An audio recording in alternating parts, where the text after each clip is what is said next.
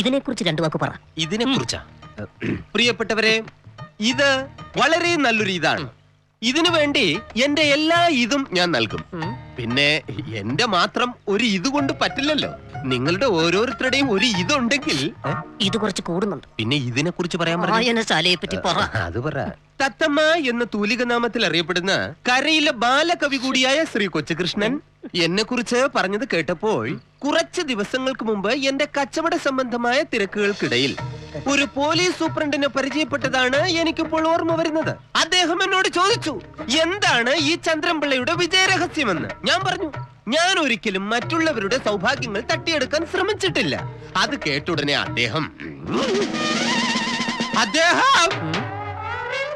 അദ്ദേഹമാണോ ഇദ്ദേഹം? അല്ല, ഇത് കൂടെയുള്ള അദ്ദേഹം. ഒരു മിനിറ്റ്.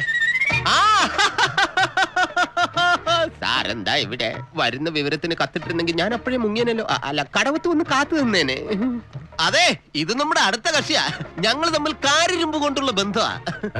അല്ല, എത്ര നാളായി കണ്ടിട്ട്. ഞാൻ എന്ത് വേണോ ചെയ്യാ, എന്നെ ഇവിടെ വെച്ച് ഇടിച്ച് നാറ്റിക്കരുത്. വരൂ സാർ, അങ്ങോട്ട് മാറി നിൽക്കാം. അപ്പൊ കമന്റ് നടക്കട്ടെ, നമ്മളങ്ങോട്ട് മാറി നിൽക്കാം. നീ എന്താ പറഞ്ഞത്?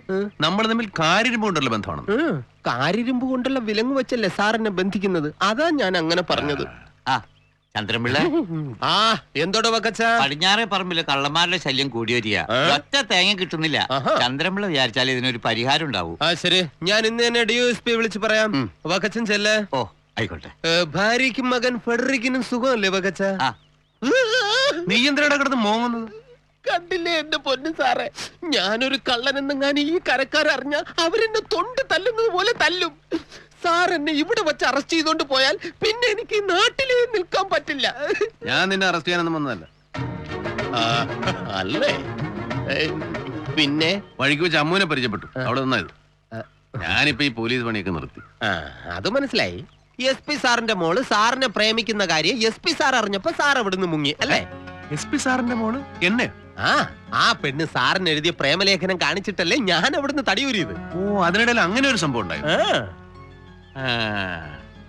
ഞാനേതായാലും അതുകൊണ്ടല്ല അവിടെ വിട്ടത്.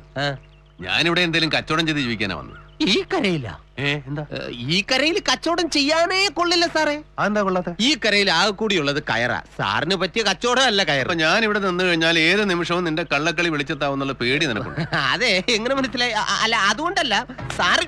ഞാൻ പോലീസിലായിരുന്നു നീ ഇവിടെ ആരോടെങ്കിലും പറഞ്ഞ അന്ന് അവസാനിപ്പിക്കും നിന്റെ ഈ പൊറാട്ട നാടകം ഞാൻ കേട്ടാ. നീ ഇവിടെ ഉണ്ടായതേതായാലും നന്നായി. 5 പൈസ ശമ്പളം പറ്റാതെ തിരിച്ചൊരു വാക്ക് പോലും പറയാതെ എന്റെ ചൊൽപ്പടിക്ക് നിൽക്കാൻ ഒരാളായല്ലോ. അങ്ങനെ മൊത്തത്തിൽ പറഞ്ഞ നിന്റെ സമയം തന്നെ ഓടിയാ. എന്നെ അങ്ങനെ വിളിക്കരുത്. ഈ കരയിൽ ഞാൻ ചള്ള അല്ല, ചന്ദ്രൻപിള്ള എന്നാ അറിയപ്പെടുന്നത്. നീ തൽക്കാലം എനിക്ക് താമസിക്കാൻ ഒരു സ്ഥലം സംഘടിപ്പിച്ച. പിന്നെ ഇവിടുത്തെ കച്ചവടക്കാരെയൊക്കെ ഒന്ന് പറഞ്ഞു തരണം. ഈ ആലിക്കോയ എങ്ങനെ നമുക്ക് പോയി കച്ചവടം ചെയ്യാൻ പറ്റിയ ആളാണോ? അജയൻ കൊലക്കേസ് സാറിന് അറിയത്തില്ലേ? അതീ പിന്നെ ഈ കരക്കാരും ആലിക്കോയായിട്ട് കച്ചവടം ചെയ്യാറില്ല. പിന്നെ സാറ് ഈ കരക്കാരനല്ലല്ലോ, അതുകൊണ്ട് സാറിന് കുഴപ്പമില്ല. സാറിന് പറ്റിയൊരു കച്ചവടം ഞാൻ പറഞ്ഞു തരാം. ഇവിടെ ചുങ്കത്രക്കാരെന്ന കച്ചവട ഗ്രൂപ്പ് ഉണ്ട്.